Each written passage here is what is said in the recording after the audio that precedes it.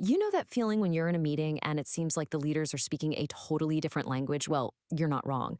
Turns out there's a kind of linguistic code that separates the people who participate from the people who lead. And today, we're going to crack that code wide open.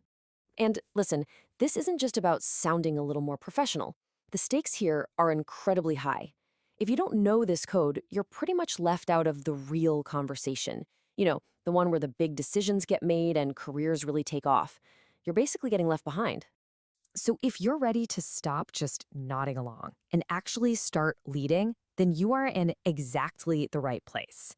Let's dive in to the phrases that are going to change the way you communicate, probably forever. Okay, so first things first, we have to understand the core problem. It's something called the authority gap, and it's that space between just being fluent in English and having real, actual influence in the room. And here's where it all clicks into place. Most of us, right, we're taught textbook English. It's very literal, kind of passive, and it automatically positions you as just a participant. But leadership English, that's a whole different ballgame.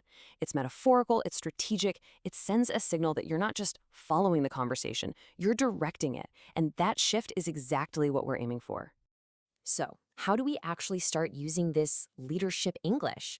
Well, let's begin right where every project starts, with strategy. This is the language that sets the vision and lets you control the agenda right from the get-go. First up, we've got circling back. Now, on the surface, it sounds simple, doesn't it? Just a promise to talk about something later. But don't let that fool you. The real power of this phrase is all about how you use it to control a conversation. Just think about it. When a leader says, "That's a great point, let's circle back to that," they're making a serious power move. What they're really doing is controlling the meeting's flow. They're parking a complicated topic without making the other person feel dismissed, and they're creating a little to-do item that they can follow up on. It's an absolute masterclass in agenda management. Strategic leaders are also absolute pros at controlling the altitude of the conversation. They'll start a meeting by saying, "Okay, team, let's look at the big picture," just to make sure everyone's on the same page about the goal. But then, in the next breath, they'll pivot and say, "All right, now let's drill down on this specific point." It's that constant toggling between the 30,000-foot view and the on-the-ground details that shows you're in command. All right, so you've set the strategy. Now it's all about execution. This is where the language has to shift from planning to doing, from ideas to real, tangible progress. And now for a total classic, low-hanging fruit. We all know it means going after the easy wins first. But this isn't about being lazy or taking the easy way out. In the business world, this is a deeply strategic move. So why is that? Well, the crucial thing to get here is that it's not about being lazy, it's about being smart. When a leader targets that low-hanging fruit, they're creating immediate, visible wins. That builds momentum like crazy. It gets the team fired up, and it shows the higher-ups that the project is already delivering value. It's a really powerful psychological tool. So after you get those early wins, leaders immediately focus on what really matters, moving the needle. This phrase just cuts through all the noise. It asks the only question that anyone actually cares about. Did what we do make a real difference?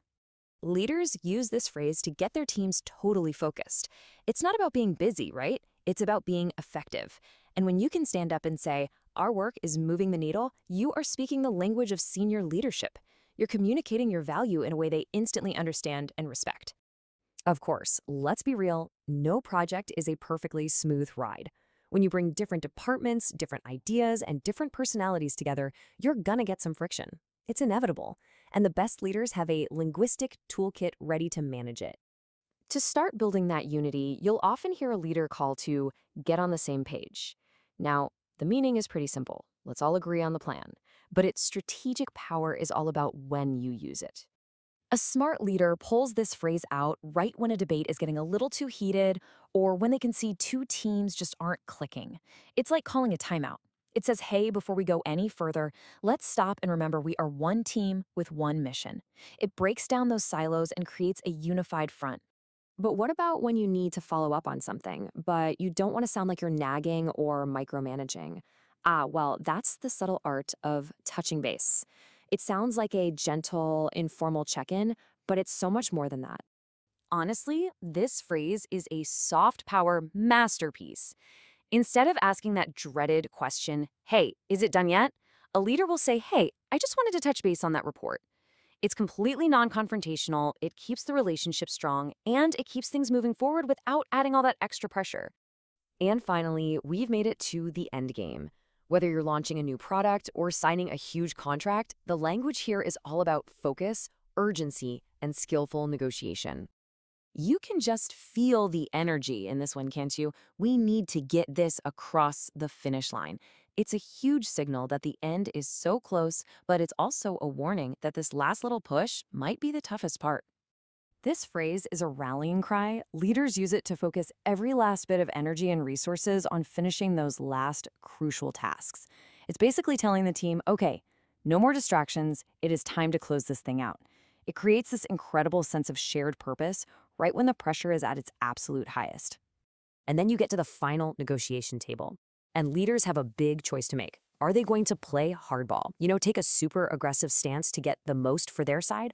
Or are they going to try to meet halfway, looking for a compromise that works for everyone and builds a long-term partnership? Knowing which one to use and when is really the mark of a seasoned pro. So there you have it. The code is cracked. You now have the language of strategy, of execution, and of negotiation. And remember, these aren't just empty buzzwords. They are incredibly powerful tools of influence. So the only question left is, which one are you going to use first to take the lead?